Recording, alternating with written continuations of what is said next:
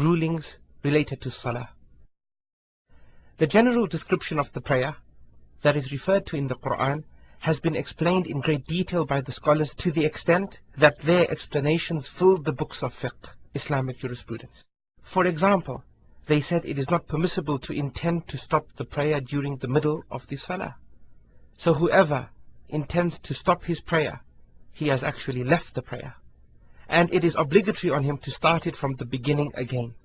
The scholars also stated that whoever starts the prayer intending to pray a voluntary prayer, he may not switch his intention when he is in the middle of it to make it an obligatory one. Whoever has made the intention to pray an obligatory salah alone, and then a group comes to pray it, he may switch his intention to make the prayer a voluntary one. In this case, he finishes 2 rak'at, says the taslim, and joins the group. Concerning Surah Fatiha, the scholar said that it is obligatory for the person praying to recite Surah Fatiha, even if he is following the Imam in an audible salah.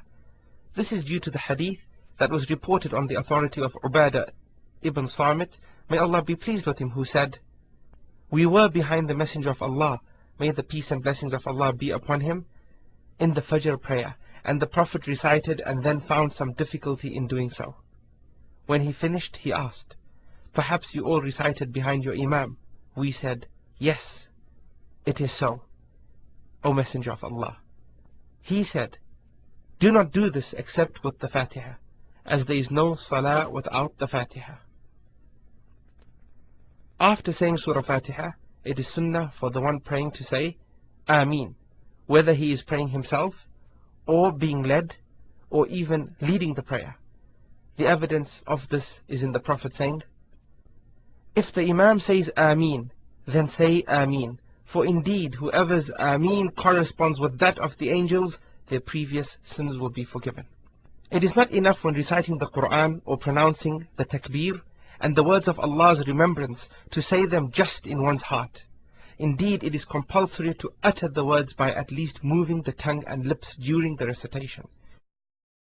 And for prostration, it has been stipulated that it has to be on 7 bones, as evidenced from the Prophet, peace and blessings be upon him, saying, 'When a servant of Allah prostrates, 7 parts prostrate with him: his face, his palms, his knees, and his 2 feet.